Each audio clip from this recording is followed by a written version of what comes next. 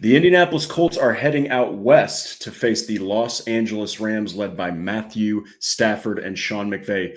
So, what kind of game are we going to see at the 4:05 slot? Can Indianapolis overcome such a daunting task and a fantastically talented team? And what do you, the fans, expect from the Colts when they face the Rams on Sunday? Well, let's talk about it. Welcome to the Horseshoe Huddle Podcast, as always presented by Indianapolis Colts on SI.com. I'm Drake Wally, co-deputy editor for the site, co-host of the show, joined by Noah Gebert, analyst for the site, and fellow co-host. Noah, this game is going to be. I'm so pumped for it because you've got Matt Stafford against Daniel Jones, which never thought that I'd say that's one hell of a QB duel. But you're talking about one of the most respected, efficient, successful quarterbacks of the last 5-6 years, I would say, because he left Detroit, and Matt Stafford. And then you've got Daniel Jones over here, who I can't believe I'm about to say these words, but he's one of the best quarterbacks in the NFL. And by some regards, he is literally the most efficient guy that is taking snaps. So how you doing, man? How's your week been? And what do you make of this matchup? Because it's like Andrew Moore said on our Bleacher Report episode, this has become must-watch TV between these two. Yeah, it really has. It's one of those prime time or prime slates that you get here this week. The 4:05 slot lets a little bit more people catch this, so I'll probably get a few more eyes on the Colts than you would normally, especially them playing a West Coast team here. So yeah, excited about this matchup. It's definitely a different animal than what they've got going on. At least 2 of the first 3 weeks when they were facing Tennessee and Miami. You kind of chalk those up as lesser tier opponents. You play who's on the schedule. You can only do what you can do, and the Colts beat them in convincing fashion on both occasions. So you're not faulting the Colts, but this is obviously going to be a little bit step up in terms of competition and the test that they're going to be facing. You saw them come away with a win or scrape by a win against the Broncos, who are pretty good competition. I think this is even a step up from that. So by far the toughest test that the Colts have faced yet this season, and really excited to see how they stack up. Yeah, and it's also really awesome because it's not just Daniel Jones versus Matt Stafford here. You've got the Indianapolis Colts offensive line is going to get tested. The Rams defense is going to get tested. Their offensive line is going to get tested facing Lou Anarumo. We'll kind of dive into all that. But don't forget, man, this is also Sean McVay versus Shane Steichen, man. That is going to be freaking awesome to watch. So as everybody kind of gets piled in here, we'll go ahead and address some of these comments here. Sean, thank you so much for joining. As always, man, you are a legend. We got Marquise, what's up, Colts Nation, and of course, Culture Shock. What a guy. Blue Stable, Danny Jones, top 2, not 2. So I absolutely love it, man. I think that's Marcus. Behind Culture, behind that name there. So thank you so much, man. And then, of course, Patrick states the obvious here. Oof, that injury report. I really hope we see mostly full participation other than Moore and Pierce. If we don't, I fear this game could be a mess for the Colts. We can go ahead and just address that right now. We can just skip the rumors. The big one for me is, and our co-deputy editor, the other deputy editor, I should say, Sean Ackerman, he wrote the injury report, and he titled it, basically 3 Colts starters having downward trend. Yeah. And we know about Moore, we know about Pierce, but man, Matt Gonsalves was in a boot. Yeah. So if Dalton Tucker has to face off against Braden Smith or Braden Fisk, man, I don't know. Basically, let's just say that you're hoping to God that Matt Gonsalves plays, even if he has to play through a little bit of pain. Yeah, we had that discussion, obviously. Yeah, Moore, and you kind of have a little backup plan in there for Kenny Moore. We've known about him for a while. They brought in Mike Hilton. You've got Mekhi Blackman already on the roster. You don't feel like the drop-off is – it's serious anytime you're going to be missing a playmaker like Kenny Moore, but at least you have a plan in place that you feel semi-comfortable with, and you're bringing in another guy who's already familiar with the scheme and the system. Wide receiver, you're kind of waiting to see what A.D. Mitchell can do, right? He's taken advantage of some of the playing time that he's gotten, and now he's got a chance to really expand that role. So you're kind of excited a little bit. I know it sucks to miss Pierce for any amount of time, and you're losing a little bit of that explosion on the deep end, but A.D. Mitchell can bring you some of those things that Alec Pierce gives you. But yeah, Matt Gonsalves, I think at one point we were like, maybe he's going to be the weak point of this offensive line through 3 weeks, that has definitely not been the case. He's been excellent in pass protection. So you do worry with that, whatever the plan is there, whether it's Dalton Tucker filling in at right guard or if they're getting Danny Pinter some extra reps there this week in anticipation of him jumping in there at guard. Either way, it's going to be a pretty big drop off from the play that we've seen from Matt Gonsalves, I would assume. And against an opponent as talented as the Rams are, then I think that could be an issue this week. Yeah, I mean, we'll have to see. That's just going to be that's probably the top one for me that I'm monitoring, because the rest are like, Braden Smith was resting, DeForest Buckner was resting. You're not, never worried about Defoe or guys like Braden Smith. So, but anyway, yeah, we will go ahead and just recap the Titans-Colts game. Not really much to say here. Look, the Titans gave the Rams somewhat of a game. The Titans did give the Broncos a game. They picked off Bo Nix 3 times. Mm-hmm. The Colts, look, I understand that, and it's fair. The Titans, are winless. The Dolphins are winless. The Dolphins also pressed the Bills. And if Tua doesn't throw that god-awful interception, who knows how that game plays out. So far, the Colts are taking care of business against teams that have competed with good teams. Yeah. But they went out there, man, and they just absolutely destroyed the Titans. And, it's kind of bringing a tear to my eye because – that he won't play. He's more than likely not going to play. But Kenny Moore baited, Cam Ward into an awful pick 6. Mm-hmm. From that point on, there really wasn't anything else to talk about. Colts just ran right over him. What'd you make of the game overall? Offense, defense, what were your thoughts? Yeah, I think offense was super efficient, like just as good as we've seen in the first 2 weeks from the offense, and you understand you're going up against a Titans defense, but still you're appreciating the fact that this is 3 straight weeks that the offense has shown that kind of efficiency. So you're kind of thinking, hey, maybe this is not a flash in the pan with Daniel Jones and the kind of the magic that he's giving you as the quarterback of the offense. So yeah, just extra proof of concept there on the offensive side, which I think makes you feel a little bit more confident going into the rest of the season, especially here in this week 4 matchup.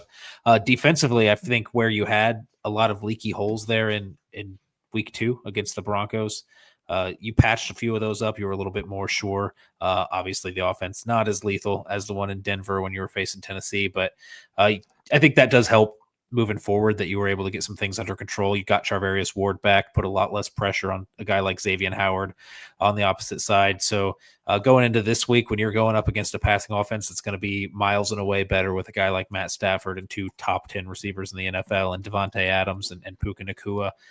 You better be prepared. You better be on your P's and Q's with the pass defense. So good to get some good reps and some consistent reps and some confidence under the belt of a defense that had frankly been shredded in week 2. And really Sean Payton was able to do whatever he wanted then. Yeah. And look, there is concern with this game to a degree.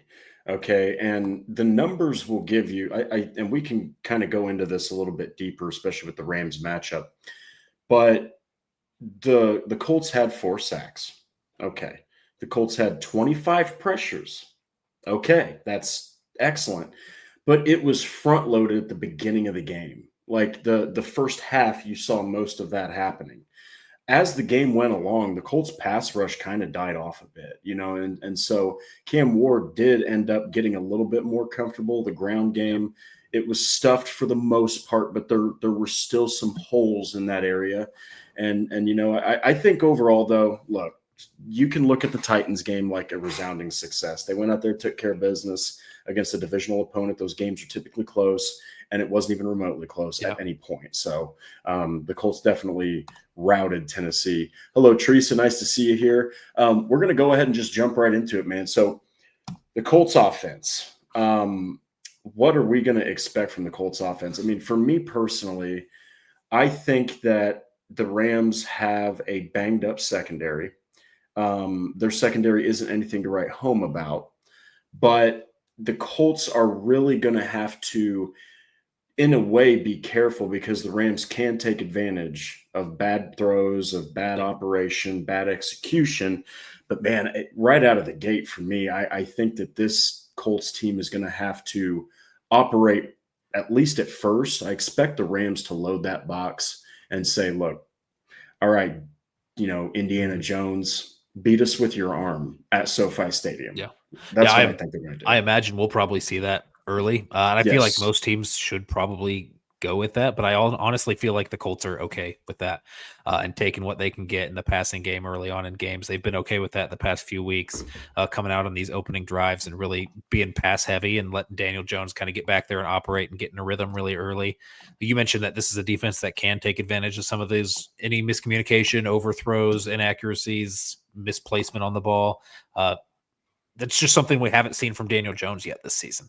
And I know we talked about it. We all know there's going to be a first turnover for this offense at some point. You can't go the whole season without a turnover, but we're sitting at 3 weeks and it's been perfectly clean. So I imagine if those opportunities do come up, they're going to be few and far between for the Colts offense. I imagine them to run just as efficiently as they have. But you're talking about 0 turnover through the first few weeks, but you're also talking about the 26th out of 32 teams in terms of red zone performance. So if those two things kind of even out a little bit, if you're trading off a couple turnovers here and there, finally getting into the turnover column for the Colts, but you are a little bit more efficient in turning those 3-point field goals into 7-point touchdowns, then that kind of evens out the production there. I think the Colts will still be okay, even if they do start to fall back to earth in terms of taking care of the ball. Yeah, and the Colts right now, I mean, if you're looking at the numbers, I mean, good Lord, Daniel Jones has 816 passing yards. He's 71.6% completion percentage. He sits there. He's got 5 all-purpose touchdowns. And we've mentioned this on the show, but it deserves even more praise. You got Pittman has 16 catches, Warren has 14, Downs has 10, Pierce has 9, Taylor has 8, Mitchell has 4. That's about to change. Mitchell's going to get more catches. But this has been a team that you cannot go in with a defensive game plan against the Colts like you did in 2021 with Carson Wentz and say, okay, Michael Pittman and Jonathan Taylor, that's who we got to take away. Yeah. You can't do that anymore. You literally are going to give up plays because there's no way in hell that you can account for. Do you have a game plan to stop you simultaneously Pittman, Mitchell, Warren, Downs, and Taylor? So I fully expect, I don't know about you, I think that this is a game where I think Michael Pittman is on track to have a pretty big game. And so far, I mean, the dude has caught 16 of 19 targets. Yeah, I think in terms of QB rating when targeting a receiver, I think he's first or second in the league. I remember seeing that metric. So, he's being super productive. And we talked about this last week, also what he gives you in the run game and what Alec Pierce gives you in the run game in terms of just blocking downfield and springing things open, allowing you to keep that personnel on the field where you only have that one tight end, Tyler Warren. You're getting good blocking from Tyler Warren like you have the first few weeks. You're getting good blocking on the outside with Pierce and with Pittman. Just having those guys on the field. I think one thing that maybe people aren't talking about, everyone's excited about AD Mitchell getting on the field, seeing some more snaps. But really, I don't hear a lot of people talking about how much we might be losing in terms of run blocking without Alec Pierce on the field. Oh, it's night and day.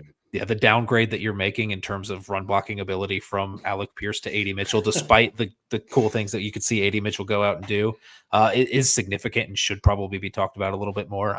Maybe they try to filter in a little bit more Ashton Dulin and they kind of split up those reps from Alec Pierce because Ashton Dulin's also a very willing and capable blocker, much in the mold of Pittman and Pierce in that kind of situation. So, yeah, excited to see how those snaps kind of get divvied up. I know you obviously want AD in there for his playmaking ability. He can give you that deep threat, which I think Ashton Dulin still gives you to some extent. So that's not entirely erased off the field if he's on there instead of AD Mitchell. But yeah, I think it's a little bit more complicated than just, hey, Alec Pierce is out, AD Mitchell gets 100% of those snaps. I think you maybe need to be a little bit more strategic in how you divvy those up.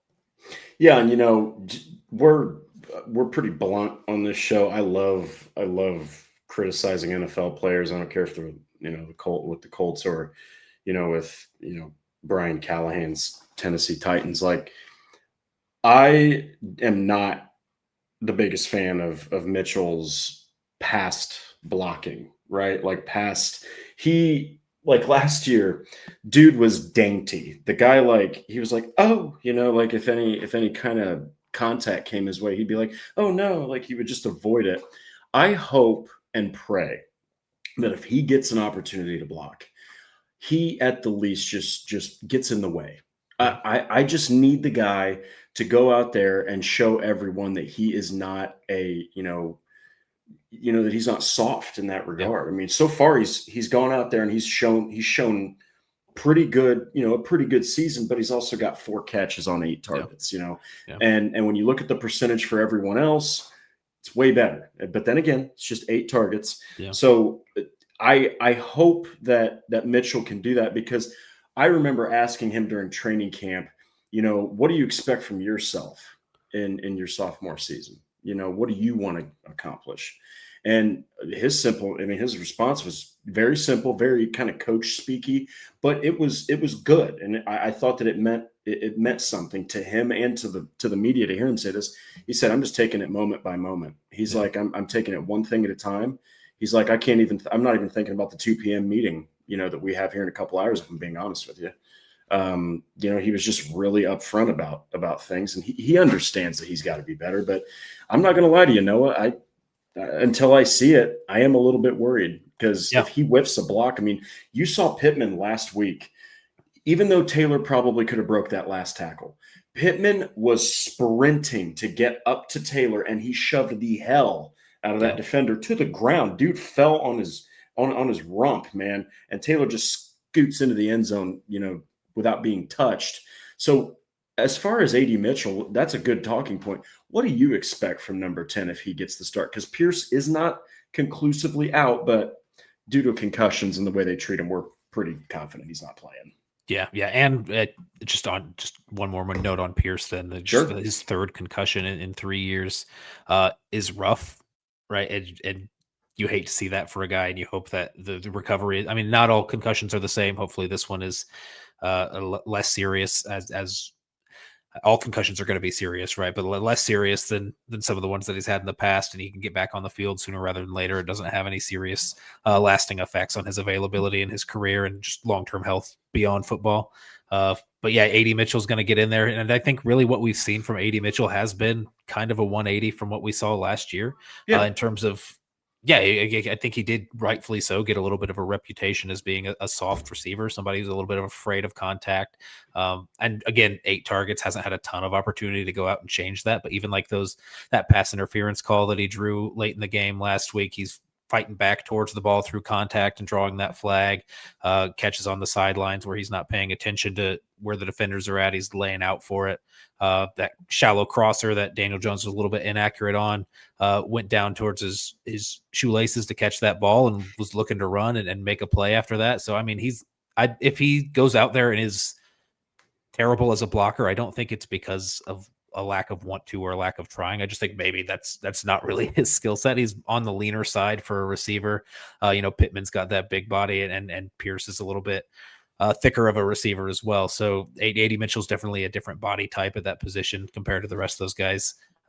Kind of how you would go out there and not really expect Josh Downs to be laying the wood as like going in there lead blocker as a linebacker or a safety. I think you kind of expect the same for A.D. Mitchell, where you hope he just kind of gets in the way or is selling those runoffs a little bit more.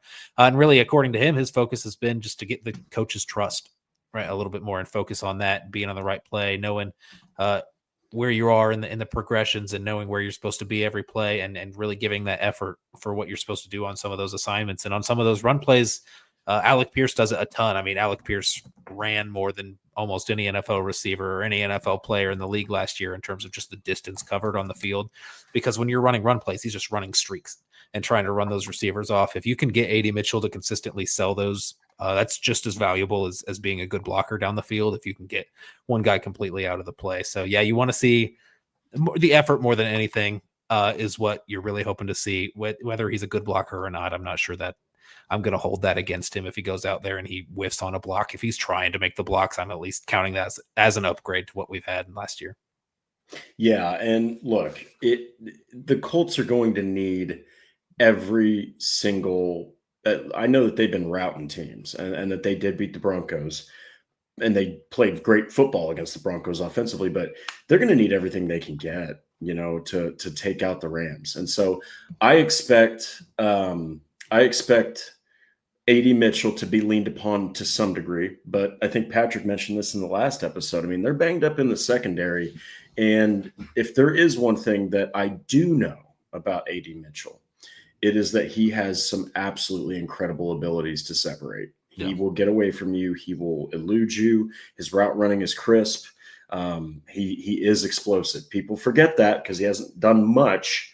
But, I mean, he can absolutely torch the hell out of you if you're not ready for it. So, and they're going to need everything they get. But I was going to say, I think that, I mean, every game they need to lean on Jonathan Taylor to some degree. But I think the Rams are going to do everything they can to take Taylor away.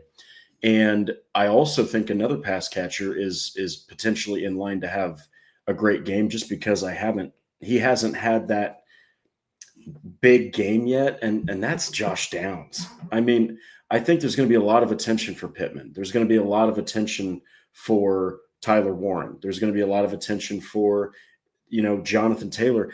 I'm looking at Josh Downs like this is a golden opportunity for him to like go out there, soak up like 7, 8, 9 catches, something just ridiculous, and make something of it. We've seen him win deep. We've seen him win intermediate, short, of course. But, if you're looking at one guy that you believe should be that needs to step up the most on the offense, who do you think that is?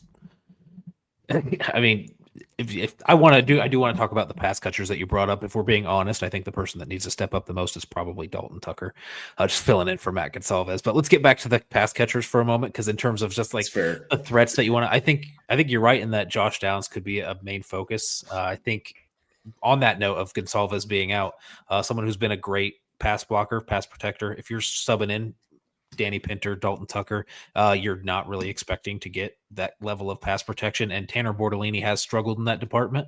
So I think that's putting two guys side by side on that offensive line who have struggled in pass protection or maybe a bit uncertain in pass protection if it comes to a substitute for Dalton Tucker or something like that. So I think that's very much an area you could target if you're the Rams defense.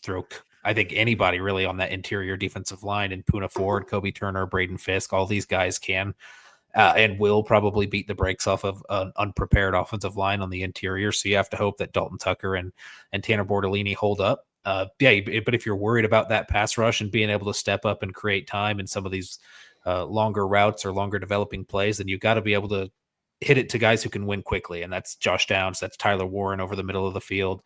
So I think, if you're worried about that pass rush, one way to kind of disrupt that is to get the ball out quickly. We saw that when the Colts were playing the Dolphins with Tua. Playing with the Dolphins was for Tua to get the ball out quickly. That doesn't always work. Sometimes he throws it to the wrong team.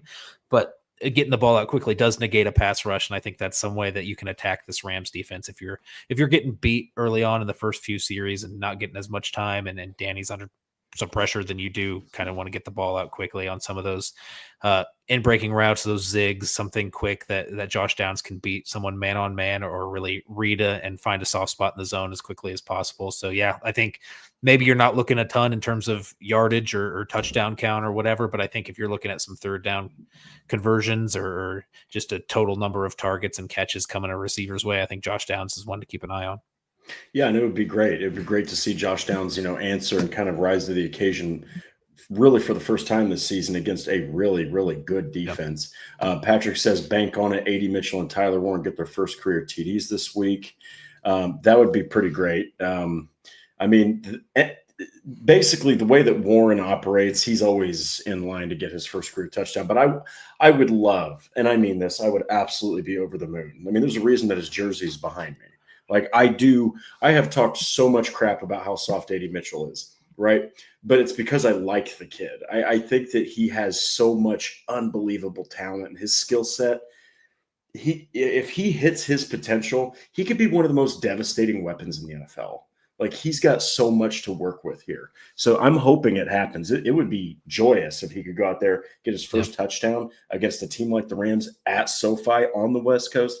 That would just be great. So and I think maybe it's even worth talking like what this could mean long term for A.D. Mitchell with Alec Pierce out. Unfortunately, you don't want that to be the case, that it happens due to injury, and that's when A.D. Mitchell gets his real chance to shine. But dude. It's the NFL. It's going to happen. Not everybody's healthy all of the time, so you're going to get your opportunities, and you just have to perform when your number comes up. I mean, this is if you're the Colts, you're really happy with how Alec Pierce has performed both last year in terms of leading the league in yards per reception, and then early on this year in still maintaining that deep threat, but also putting some other things together and being of a reliable target in the intermediate zones like we saw last week. You like what you're seeing out of Alec Pierce, but still you're having in the back of your head that, hey, Josh Downs' contract is coming up. We're already paying Michael Pittman around $20 million a year. That's kind of what Alec Pierce is probably going to command on the open market with what people are paying deep threats at this point. A.D. Mitchell is really that guy on the rookie contract that could provide some really good value for you if you decide to move on from Alec Pierce. But if you're doing that, you have to see something out of A.D. Mitchell. And this is really the chance, or maybe not the last chance throughout the year, but really his first chance, because you've seen the amount of snaps that he's been getting through these first 3 weeks. This is when you're going to start to see his playing time kind of scale up. And while he's been doing well in the limited snaps that he's had, if he can scale up his production along with those snaps, then you really start to have that discussion about what it looks like for Alec Pierce moving forward. I think there's still a potential world where you keep Alec Pierce and maybe Michael Pittman's the one you move on from, but Michael Pittman's been playing really well. Really a good problem to have for the Colts right now in terms of who do we keep at receiver. We have too many talented ones. You just have to hope that A.D. Mitchell makes that decision a little bit easier for you this week.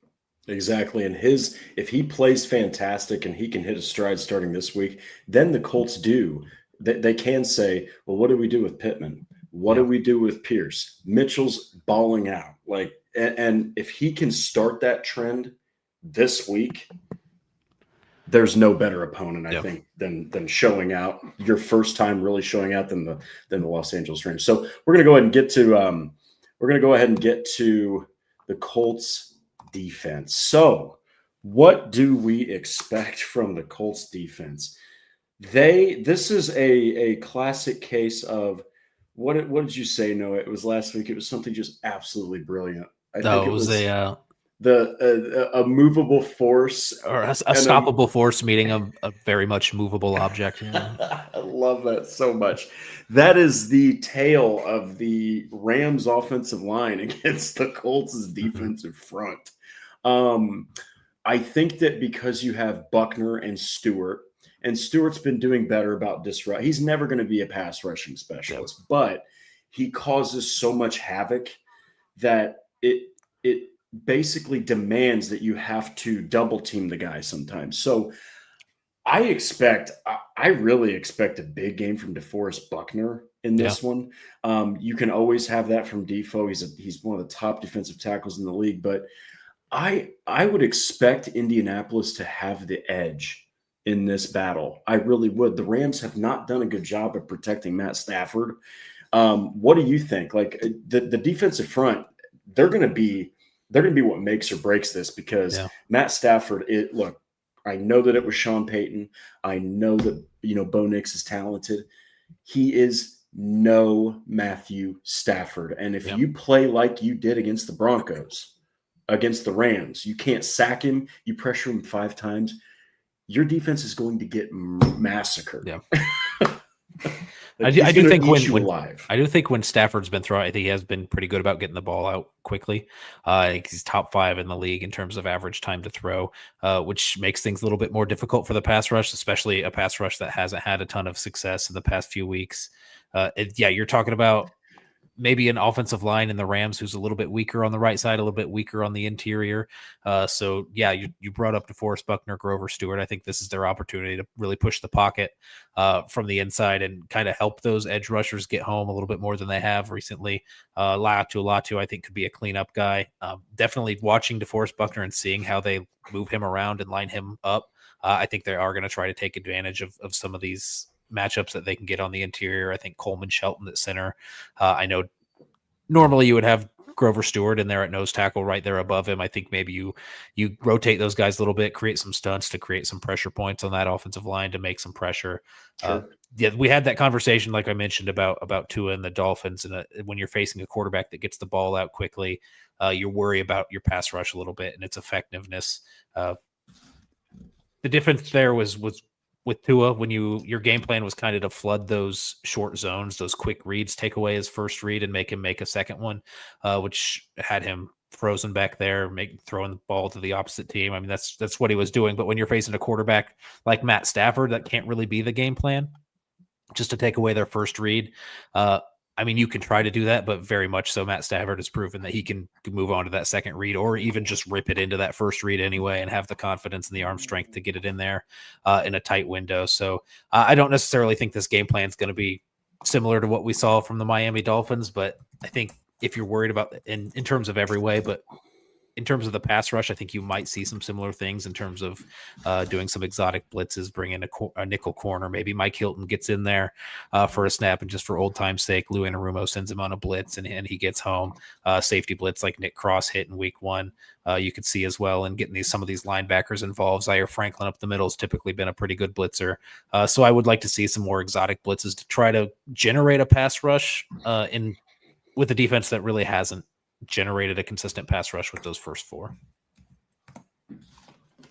Yeah, and look, I think that because the good news for the Colts is when you look back at that game against the Broncos, there were times where Bo Nix, people forget this about Bo Nix, dude can run, okay? He can scramble. If you don't get a hand on him, you can't bring him down. The dude's he's like a mouse, basically. He's not necessarily a Lamar Jackson, he's not a premier scrambling quarterback, but the dude he has wheels. Matt Stafford does not. Okay. Matt Stafford, though, is very savvy. He can throw. He's got some of the best arm talent of any quarterback. I mean, he could be getting knocked down and he could throw a pass like this, sidearm. The dude is just unreal with how he can get a ball out of the pocket. But if you have the pressure right up the middle against a pocket passing quarterback, which they still are out there, that is the worst possible pressure, because if you don't have the mobility like Stafford doesn't, and that pressure's coming in front of you, all you can do is back up.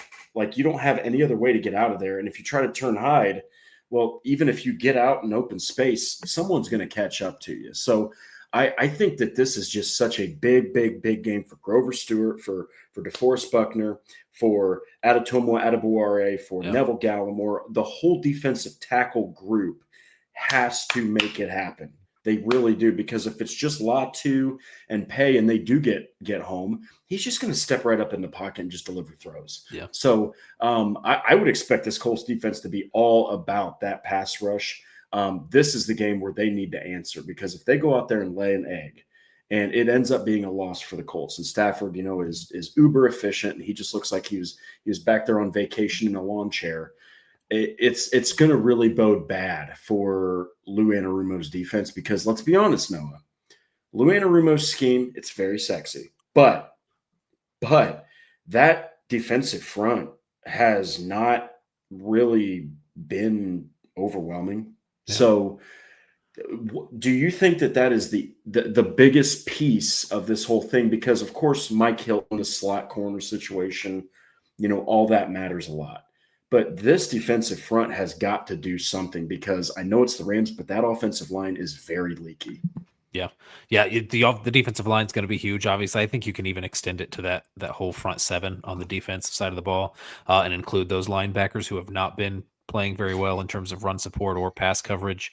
If you've got them back there in pass coverage and you're not generating a pass rush, you're matching up against guys like Tyler Higbee. That could be a problem. Even some guys in the slot could be a problem if they get in there on those interior routes and really create some pressure for you there.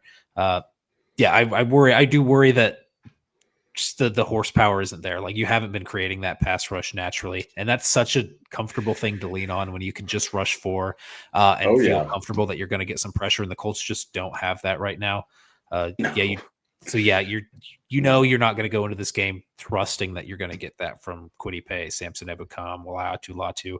You want that to be the case, and if it is, it's just the cherry on top, and it makes the scheme work a little bit more. But you're hoping you get that interior pressure, like you mentioned, on Matt Stafford from DeForest Buckner, from Grover Stewart, even guys, you mentioned the other defensive tackles, but even guys that you can bump inside. Taekwon Lewis moving in there on third down on the interior, generating some pressure there could be useful. Even maybe this is the game you see JTT get used and not a healthy scratch, and he gets some pass rushing snaps from the inside. Who knows? I mean, this is really where I think where you have to throw all your horses at there on the interior and generate some pressure up the middle.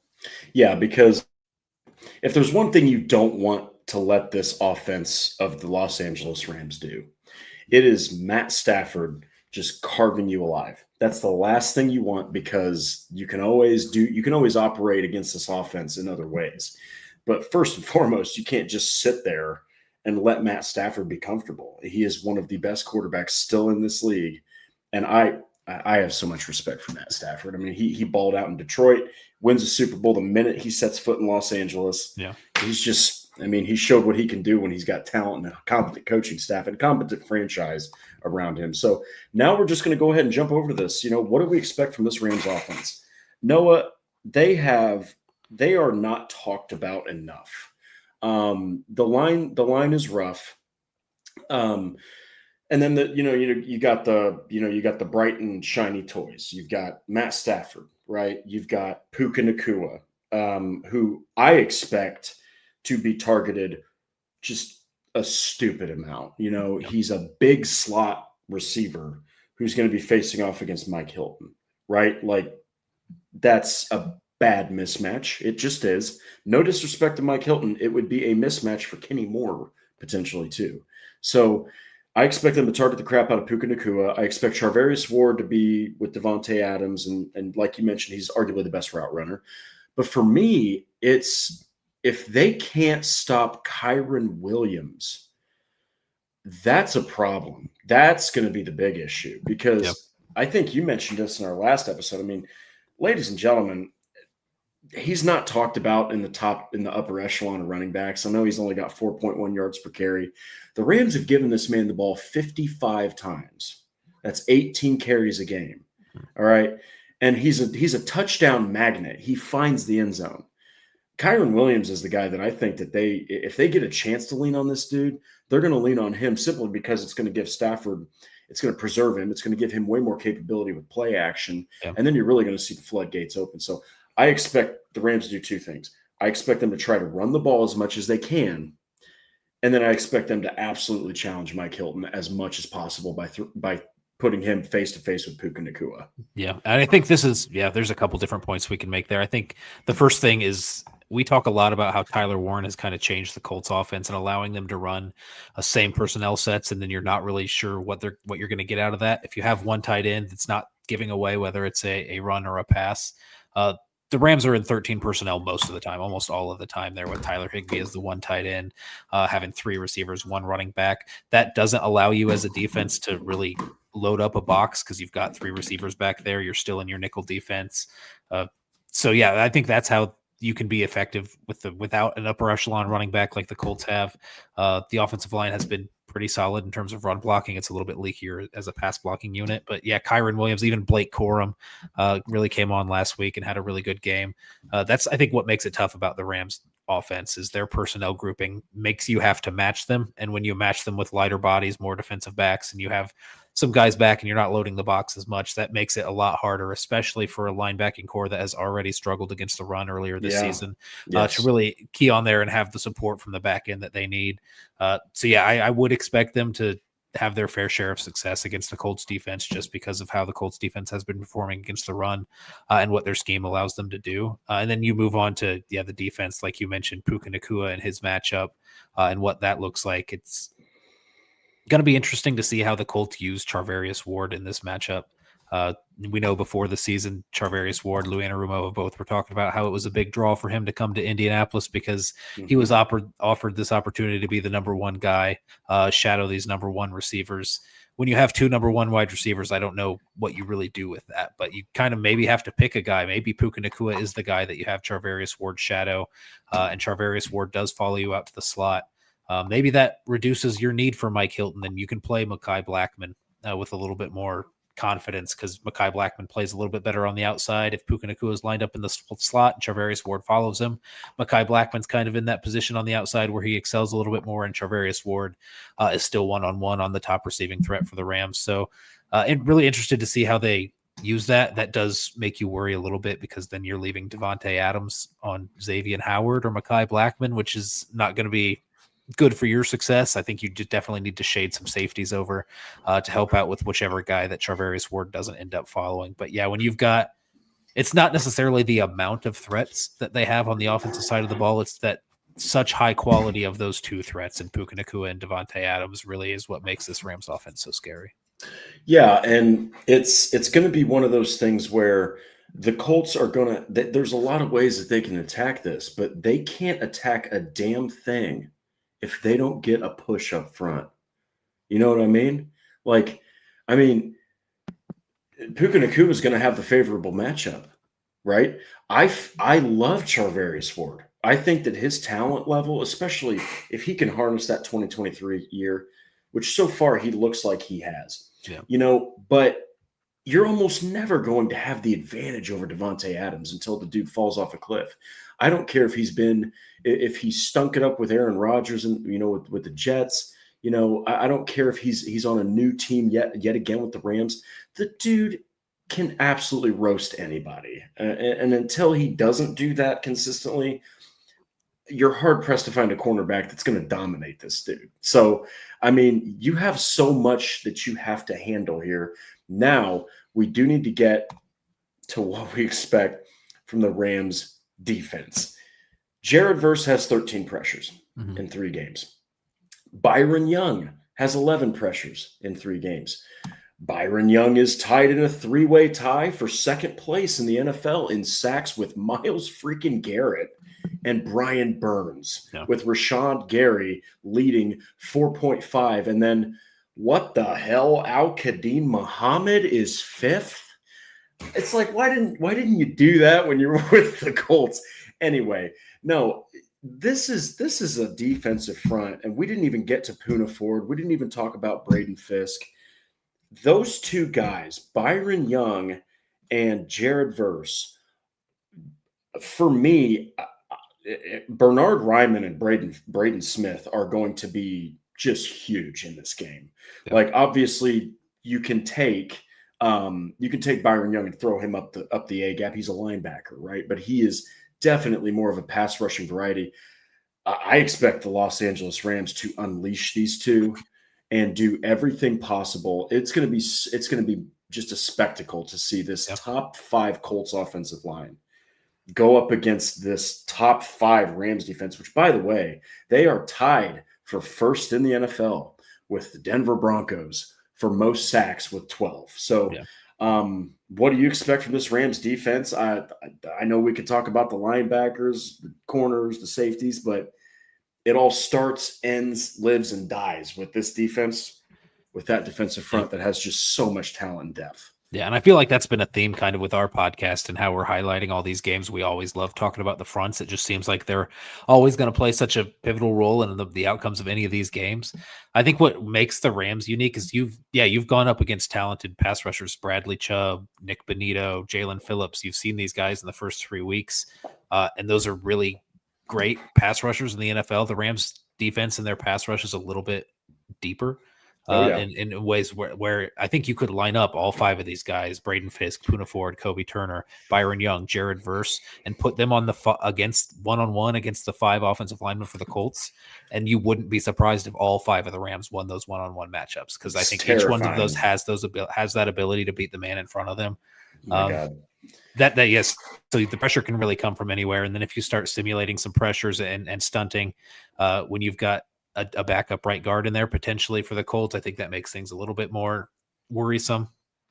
And you're already leaky up there up front with Tanner Bortolini in terms of his pass blocking the first few weeks. So I think that's definitely the point that you focus on. We're going to be talking a lot about Jared Verse and Byron Young, and I'm sure we're going to be mentioning their name during the game and during our Monday recap when we talk about what happened. But we're also going to be watching those guys on the interior and how they're going to match up with Bortolini and Dalton Tucker or Danny Pinter or Matt Gonsalves at whatever health level he may be playing at. So it's definitely a conversation. It definitely starts up front, and they've got some pieces throughout the rest of the defense, but that's definitely the main area that you're going to be watching, at least early on. Yeah. And it might be the most talented defensive front that they'll face all season. Like it's really difficult it's difficult to, and credit to the Rams for doing this. it's difficult to put together such a disgustingly talented starting defensive front. But these guys they just, if one guy gets tired, they can rotate in other effective guys to continue that pass rush, man. So Daniel Jones, Daniel Jones, Danny Dimes, Danny Diamonds, Danny Dollars, whatever the hell you want to call this guy, he is going to have a true test this Sunday because he is going to see pressure. He is going to see his offensive line lose some battles, and you're going to get a real test for this dude. And if he goes out there and he performs and he's delivering dots and just dropping the ball in a bucket, I think that at that point, you have to act, because there's still, even for me, Noah, and I'm sure for you too, it doesn't matter if you're the most diehard Colts fan and you believe in Daniel Jones the most of anybody. It's still difficult to imagine that just last year, this dude was stinking it up in New York. He got dropped by the Giants, goes to the Vikings, basically, essentially as a practice squad quarterback, comes over here and he's balling out like a true 6th overall selection. So this is going to be such a big game for Daniel Jones, but man, it really is going to be all about that Rams defensive front versus this Colts offensive line. Tucker or Gonsalves, whatever, doesn't matter. You got to be ready. You got to be ready for the defensive interior, especially because Braden Fisk is an absolute, he's a lawnmower. I mean, he really is. He's a lawnmower of a defensive player. So we'll go ahead and get into the X factors here. I'll just go ahead and kick this off, man. For offense, for me, it is Braden Smith and Bernard Ryman. Those two on the outside are going to see so much of Byron Young. They're going to see so much of Jared Verse. And both of those guys are monsters. And while Verse only has 1 sack over 3 games, and Byron Young, he's got the really vibrant number with 4, I mean, Jared Verse is averaging 4.33 pressures a game. Yeah. That is ridiculous. 9 hurries. I mean, this is a guy that he's going to get his. He's going to get back there. He's probably going to hit Jones a couple times. Those 2 guys on the outside, man, for the offense, if they falter at all, it could be a really bad day. Yeah, and we really haven't seen Daniel Jones under a ton of pressure yet this season. No, he's been back there just chill. He's performed well under pressure against the blitz, but like sacks aren't really necessarily getting there. He's been able to spin out of some plays, but when the pressure is just relentless, like it might be with this Rams defensive front, then you're really going to start to see how he responds against a ton of pressure in one game, which he hasn't faced yet. On the basis of pressure there, the guy that I'm going with is someone who we talked about earlier in this sense is that's Josh Downs. When you've got guys with pressure or getting pressure on you, you need to get the ball out quickly. You're going to turn to your quick winners.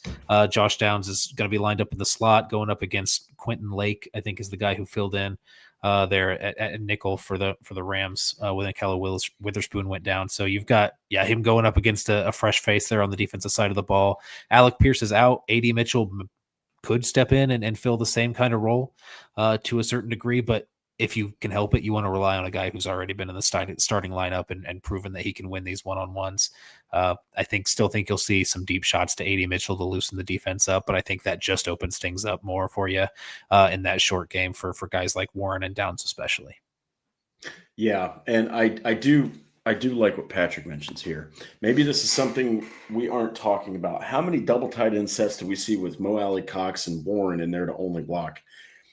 Don't be shocked if you do see that. I mean, and the thing is, this season, Mo only has 2 catches.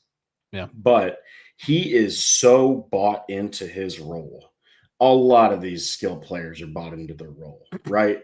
Like, you're going to see, I think you're going to see a lot of Tyler Warren running routes, but don't be surprised if you see the 12 personnel and you got yourself 2 tight ends out there and Mo is acting as a 6th offensive lineman. I totally expect that. Yeah. To that point, I think we've seen about 40% of the snaps on offense. Mo Alley-Cox has been there on the field. Yes. Which is a higher number than I think a lot of people expected when you've got Tyler Warren in there. So about somewhere around 40% of the offensive snaps, there's been a tight end there that's primary job has been to block. You haven't seen, like you mentioned, a ton of routes run for Mo Alley-Cox, just 2 targets or at least 2 receptions on the season for the first 3 weeks. And then you've got Andrew Ogletree also, who's I think sitting at around 30% of the snaps, also a guy who's primarily a blocker. So they're definitely getting those guys in there in the first 3 weeks. And if you're in a situation where, another way to slow down that pass rush is to run it up the middle and just do it that way and get some extra linemen on the field in the form of these blocking tight ends. So we might see that lean a little bit more into that run heavy scheme to start, but I imagine the Rams will probably be game planning for that at least early on in the game, and the Colts will be happy to air it out there. But I mean, like it's been all season, it's been throw to score and run to win. So hopefully the Colts can get up there and at least be competitive in that first half, opening the ball up, and they can really soften that defense up for the run game to kind of take over there in the second half.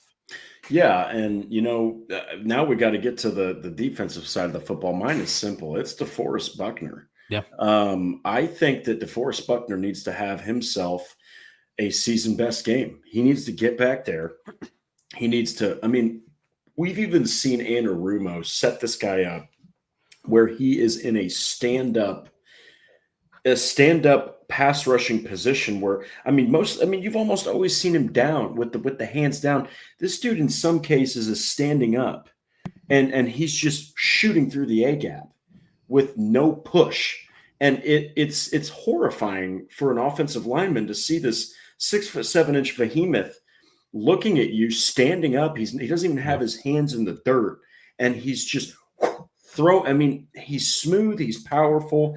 We've seen him take guys and Reggie White them and just throw them aside like they're nothing, like they're trash. If DeForest Buckner gets back there and he has himself a consistent game where he's winning the gap battle, he's winning the one-on-ones, if he's eating double teams and opening something else up for other guys, that is how you will win this game if you're the Colts defense. It's going to start with DeForest Buckner, and it's going to make life easier on guys like Mekhi Blackman, on Mike Hilton, guys that are filling in bigger roles than they usually would take on. If Kenny Moore hadn't been hurt, who says Mike Hilton's even signed? So it's going to depend on how much they can disrupt Matt Stafford, and no one has the talent and really the path to success, I guess, against Stafford than DeForest Buckner. Who's yours? Yeah, it's been fun to see how Anarumo's been using Buckner and not being afraid to move him around and find some matchups.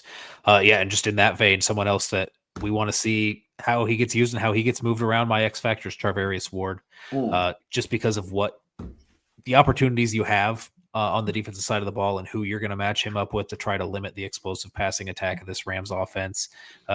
It really dealer's choice. I think a lot of people would assume, hey, he's going to be on Davante Adams because Davante Adams is the guy on the outside, right? And Charvarius Ward is this outside corner. I don't think that Lou Anarumo would be afraid to slide him in there into the slot and cover Puka Nacua and match him up against Puka Nacua if he feels a little bit. Because Davante Adams, while he's a great route runner, has never really won with speed, athleticism. That's not really been his game. So maybe you feel a little bit more comfortable putting a guy like Xavier Howard, who's also definitely not winning with his speed and athleticism right now, on someone like Davante Adams, and you let Charvarius Ward just kind of try to eliminate that slot, that versatile receiver they have in Puka Nacua, someone that they move all over formations. Maybe you can kind of counter that with somebody of your own on the defensive side of the ball, shadow him and try to take him away as best as possible and just live with what you get in terms of performance out of your other corners on Davante Adams and Jordan Whittington, Tutu Atwell, and those other threats. Yeah, it's going to be huge. This Colts defense, man, they're going to have their hands full. So we will see. But the biggest threats from Los Angeles, offensively, it's pretty. I'll go ahead and give one. You give one, and we'll do the same for the defense.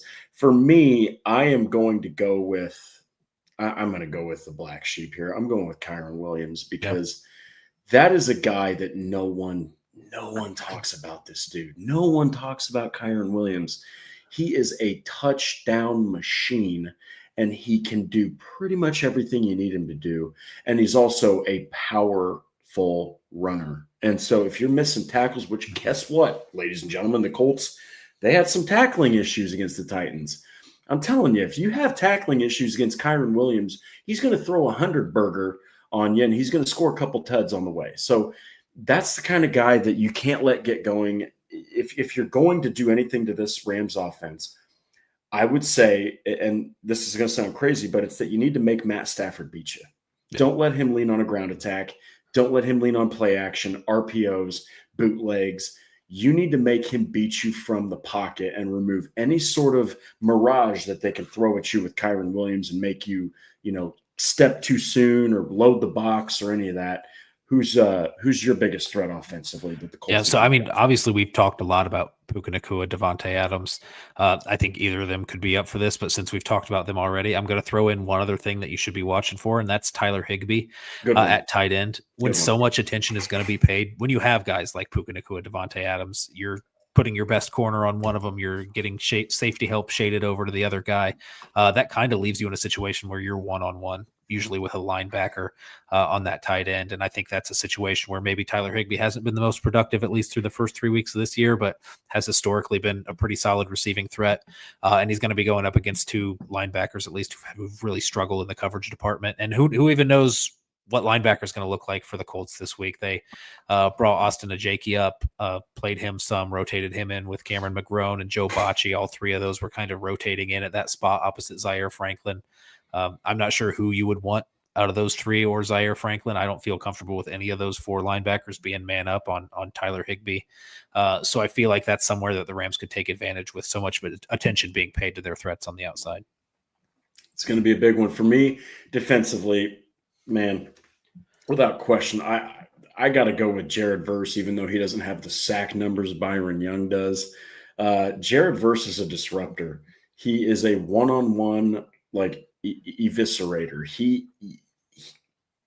He's made Colts fans have nightmares that the Colts didn't select him. Look, man, this is a guy that can cause major issues for your quarterback if you let him have too good of a game. I just think that they've got to stop Jared Verse before they have to stop Byron Young, because Jared Verse is getting the pressures. He's getting through. I mean, when you look at the PFF grades, by the way, the number one ranked defender for the entire Rams defense that's full of monsters is Jared Verse. So that's my X factor. What do you got?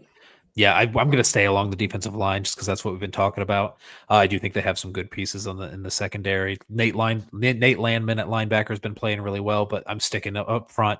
And people are going to talk about Jared Verse and Braden Fisk because they were college teammates, and Braden Fisk is the shiny new toy. But I really think Kobe Turner is maybe a little bit more of a threat as a pass rusher on the interior. And he's kind of going to be that guy that's going to be up against Dalton Tucker, Tanner Bortolini up there on the interior.